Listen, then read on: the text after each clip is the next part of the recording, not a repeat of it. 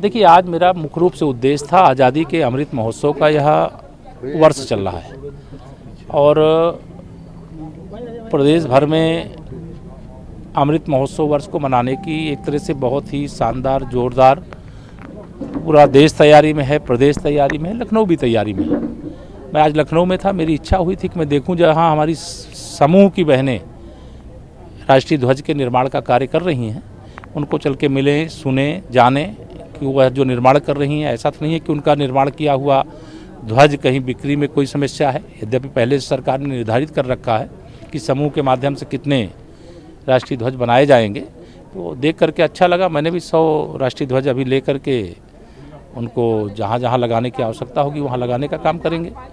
और प्रयास यही है कि यह अमृत महोत्सव वर्ष हर प्रकार से आज़ादी की जो लड़ाई है, वर्तमान पीढ़ी को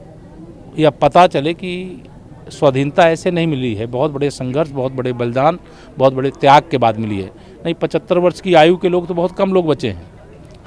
आपकी भी आयु 75 नहीं है ना, तो आपको क्या मालूम होगा जब बताया नहीं जाएगा। तो यह पीढ़ी भी जाने कि फिर कभी हमारे भारत माता को गुलामी की जंजीरों में कोई जकड़ने में सफल ना हो सके। मैंने उनको कहा था कि अभी उनको राष्ट्रीय स्वयंसेवक संघ के बारे में ज्ञान कम है,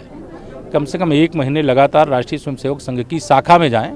तो ये इस प्रकार के सवाल उनके दिमाग से निकल जाएंगे। क्योंकि जहाँ राष्ट्रभक्ति का ही पाठ पढ़ाया जाता हो, जहाँ राष्ट्रीय ध्वज के सम्मान की रक्षा के लिए, सीमाओं की रक्षा करने के लिए बलिदान की प्रेरणा दी जाती हो, जहाँ समाज की सेवा को